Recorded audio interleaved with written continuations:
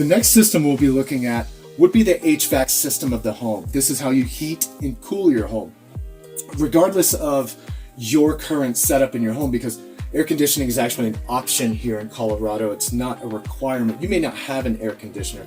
This home happens to, so we'll walk you through the ins and outs of this and the care and maintenance of this product. So when looking at your furnace / HVAC system, it's probably going to be set up in a modern way like this. So when looking at these units, think of it like cubes. This cube does one thing, this cube does another thing, this cube does another thing. This cube right here, if you were to pull this off, you would see a bunch of wires, control module. This is where all the wires come in, and this is where the brains of this unit is, if you will. It's kind of set up like Lego blocks, if you will. This box right here is the fan and blower. So this will control the airflow, the actual fan that moves the air, whereas up here is like the gas combustion chamber. The gas, you can't see it, is on this side. So combustion here, control module here, fan and air force is moved here, the force of air that's blown through your vents. And then lastly is where you will be as the consumer, as the buyer, and those that are managing the maintenance of this product. The only maintenance on one of these is to make sure it has fresh filters, free of a lot of debris. So depending on where you're at, if you're in the state of Colorado, we are at a very high altitude. You can see this guy is actually really dirty. So this would be an example of way too far gone for a buyer. If you're seeing debris float off of your filter, it's way too far gone. Let me get a good shot of that. Yeah, sure, no problem. Can you see that? This system's not currently running at full capacity because this home is under construction. For you, as a buyer, you would want to make sure that your filters remain free of all that debris. That's the stuff that gets blown back out of your vents. So what you need to do is replace them on a regular basis. If there is a lot of airborne particulates in your area, meaning what we tell our buyers is, if I have construction going on in your general area where I'm churning up dirt, you need to replace these about once a month. Whereas if you live in an area that's very established, all the homes are already built, there's not any construction going on, about every 3 months is a good recommendation. Unless you see a lot of activity of dust in the air and things of that nature, that would be the only time you would really need to vary the actual, time between filter changes, between like 3 months to 1 month. Particles in the air every month, not a lot of particles in the air every 3 months. It's important to buy these inexpensive style filters that are very open cell, that you can kind of see through, as opposed to one of the closed cell filters that are for allergens. So let's say you or someone in your family does have to have a special air filter called a wet filter, something that will decrease the amount of particulates that make its way through the unit. Due to our high altitude, our air is very thin. If you put one of those filters in a modern unit, the air won't actually move through it. You'll shut your unit down. So it's very important to use these very open cell filters, the least expensive you can buy, generally speaking. They're your best friend, but we tell you, you have to change them on a regular basis, 1 to 3 months, depending. To change the filter, if you look on these, there is usually an airflow indicator with an arrow. In order to get the best usage out of your filter, you would want that airflow pointing in the direction the air moves through your unit. So it's a real simple way to determine how that air flows. When the unit's on, if it's the summertime, turn on your air conditioner. Wintertime, turn on your heater. Pull your filter out, and as the air's blowing through this bottom box, stick your hand in there and you will physically feel the direction of the air, either up or down. Match your arrow with the direction of that airflow. Lastly, when it comes to maintenance of this, and this is just a pro tip I tell all of my buyers, some units are not just one box. Some have filters that are one continuous cavity, meaning your filter is right in the middle of a duct, so your air doesn't hit the bottom of a box. But most modern units, you have an air box, your unit sits on top of it. So this, if you see, is just one metal box. The sediment from your filter makes its way to the bottom of the box, right? Gravity will pull that sediment down when your unit's not running, and that's where the dust would collect, is at the bottom of this box. The best thing I can recommend is to bring your vacuum cleaner with you when it is time to replace your filter. It could be that month or 3 months, whatever it is. When you pull your old filter out, before installing the new one, I recommend taking the vacuum hose, just sticking it in there and vacuuming the bottom of this box. By doing so, you are actively cleaning your HVAC system. So having a duct clean needed for your home is a lot less likely when you're actively doing it yourself, and it doesn't take you any time. Really, you're already going to be here.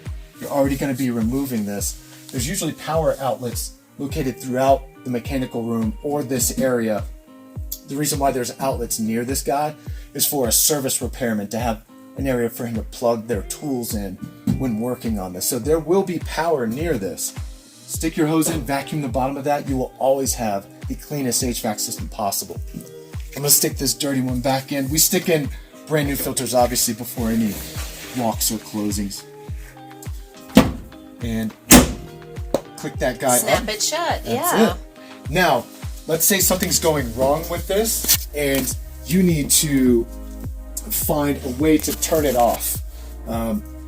There is usually a disconnect right next to the unit somewhere. Even on older units, there's usually a disconnect, and they're in the form of a light switch. Most folks that call in say, oh man, my HVAC system's not working. Chances are they came into their mechanical area through that light switch thinking it was for an actual light, left, not realizing that it's actually a service disconnect for this. Think of this like the breaker in your breaker panel that controls the power to this. This is exactly the same. This just saves that service technician a trip to your breaker panel to turn it off. He can do it right here. He'll turn that off. He can work on your HVAC unit, put it back together, turn it back on. If for any reason you find that your HVAC system is not working for you, there's a few things you can do to check and see what's going on, so that when you do reach out for help, if you do, we'll have a better idea of exactly what's going on. First thing is intake, exhaust. These two pipes actually go all the way outside of the home, and you're usually, if it's a basement, these poke out of the home at ground level outside. So when you're walking around the exterior of your home, there will be two pipes coming out of the side down by your knee. One pipe comes up and it looks like a candy cane. The other pipe goes straight out or down like a reverse candy cane. This is the intake or exhaust, and this would be the intake. Yeah, the exhaust is up high, the intake is down low. Intake is pulling in cool, fresh air. Exhaust is exhausting the hot air. So they're separated from each other.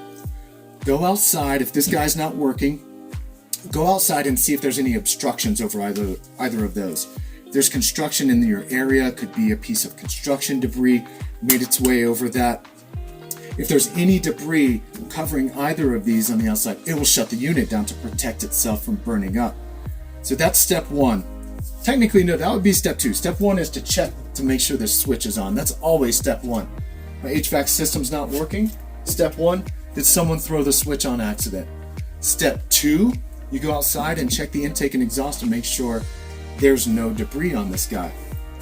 You can also check your breakers on the way out there as well. But generally speaking, those are the two major things you're going to want to check that could save you a trip in the winter time to get you some help. Let's say your HVAC system's not working, you're reaching out for help. You may have been able to decipher the issue on your own and get the heat back on, especially in a day like today, it's like 17 degrees. So HVAC system, we have disconnect, filter, intake and exhaust. We'll take a look at those outside as well, so you can physically see where these guys are coming out of the home. And again, that would only be on a basement home. If your home does not have a basement, these are usually coming out of your roof. A lot of folks ask, when we look at these, they're actually just open pipes, big open pipes. Hey, wouldn't it be wise to put like a screen mesh or something on that pipe to stop any critters from making its way into my HVAC system? Bugs, critters. That is the most common question asked when looking at intake and exhaust pipes for HVAC systems. The answer to that is absolutely not. You don't want to put anything, even a wire mesh, over these. Critters don't tend to make their homes in places where there's forced moving air. So that'd be an intake or an exhaust. So you don't really have to worry about critters making homes in this system. But what you do have to worry about is a day like today with sub-freezing conditions. If you put a mesh on top of the intake or exhaust, that mesh will freeze and get icy and eventually ice over. And now you're back to step 2. You generated a block for the intake or exhaust. The unit won't work. So that could be something that someone's done, not realize that was detrimental to their system. So definitely don't want to do that. Questions on the HVAC system, guys? How about humidifiers? Humidifiers are, an HVAC system can help control, and it is generally supposed to help control the humidity of your interior space. However, that is more of a guide and not a rule. Here's what I mean. Every HVAC system is set up by a specific power rating. It has a SEER, that's something we call a SEER rating.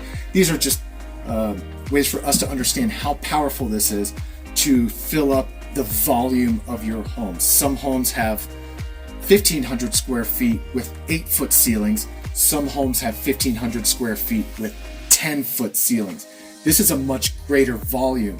So this is the best universal advice we can give. Not every unit is going to take all the humidity out of your air. That has to do with how long this thing runs before achieving optimal temperature that you've set. So let's say you want it 70 degrees in your home. A high efficiency unit doesn't have to run that long to get to 70 degrees. Therefore, it's not taken as much moisture out of the air, the humidity, if you will. On the flip side, if you need more humidity, these never add any, they only subtract.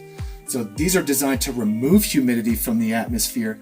But in Colorado, it's so dry, Dustin, what do? You can add a humidifier to this, and it's quite simple. You would tap into one of your plumbing lines. That would be this. There's a box that needs some power, which there's always going to be power near this. So you plug in or tap into the nearest outlet. And then what that does is it takes the water from your plumbing line, you tap a hole right into here, and it's just a little hose that sprays a mist inside of there, and you can control that amount of mist. If your home does have a humidifier, or if you are getting a humidifier, we set the humidity to no greater than 23% to start off with. This is for before people have moved their furniture in. We don't know how much stuff you are going to put in the home to change the volume of it. So start at 23% and then go higher or lower after you've moved in and everything's got acclimated. The reason why you don't want to go too high on humidity is because there are a lot of wood-based products inside the home, being all of your cabinet doors, your interior doors, your baseboard, most of your flooring. These are wood-based products. When increasing the humidity beyond an acceptable level, you're going to start warping all of that stuff. Your cab doors are now not going to close evenly, like the bottom will touch and not the top. You've increased the humidity too much. So you do want to keep it at a manageable level and then work from there to make sure that you do have the right amount of humidity that meets your needs, but it's also not warping any of your interior millwork, we call it.